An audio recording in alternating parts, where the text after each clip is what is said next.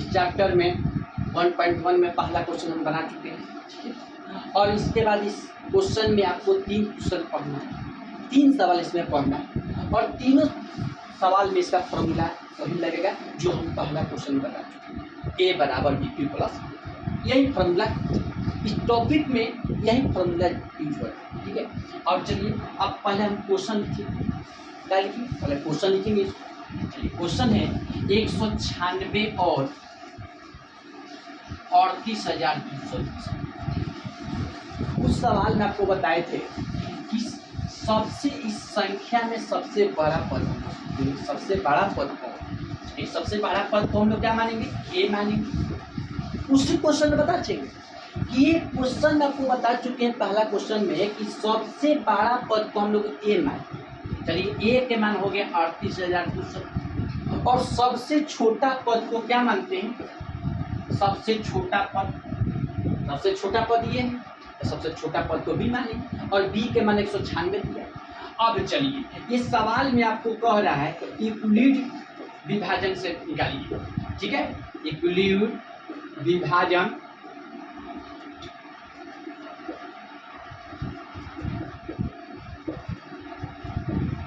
Algorithm परिवेश, ठीक है। चलिए निकालिए। अब इसका सूत्र होता है ए बराबर बी क्यू प्लस, ए बराबर क्या होता है, बी क्यू प्लस। चलिए हम भाग से दर्शा देते हैं थोड़ा, ठीक है। यहाँ पर बीच में हम लोग इसको पता है कि बीच वाला को हम लोग भाज्य मानते हैं, ठीक है।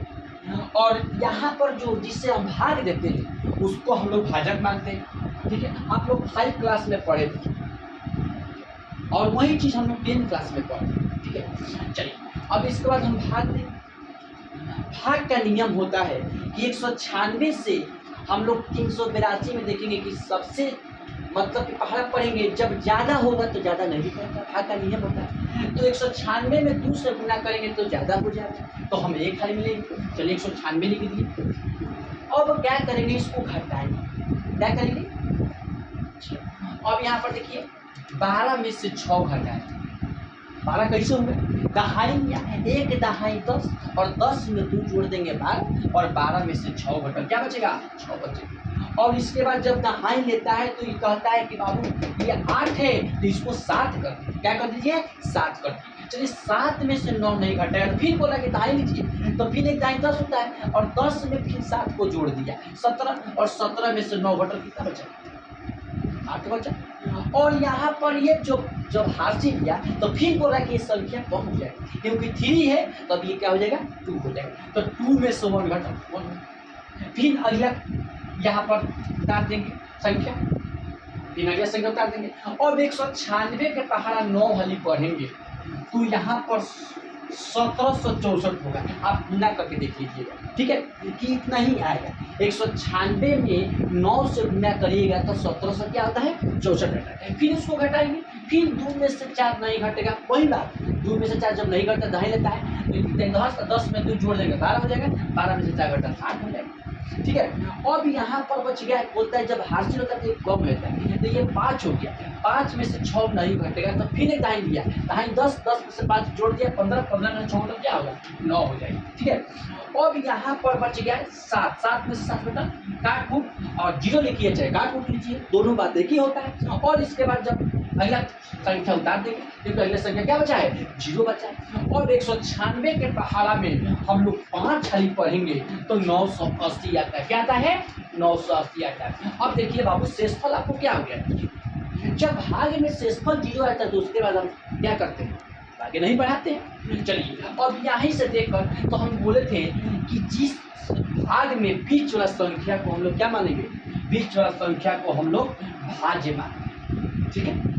और जिससे भाग देते हैं उसको हम लोग भाजक मानेंगे और जो भाग देकर जो हम लोग का आंसर आता है उसको हम लोग क्या मानेंगे, भागफल आता है। और सबसे लास्ट का नियम होता है कि सबसे लास्ट को भाग को हम लोग शेषफल मानेंगे, ये सबको पढ़ा क्योंकि हम लोग ये 5 क्लास में पढ़े कि भाज्य बराबर होता है भाजक गुना भागफल प्लस 6, ठीक है।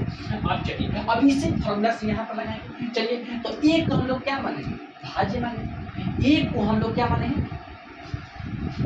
चलिए एक को माने हम लोग क्या माने, भाज्य माने। तो चलिए 38,220, ए का मान कितना है 38,220। आप चलिए बराबर है तो बराबर देंगे।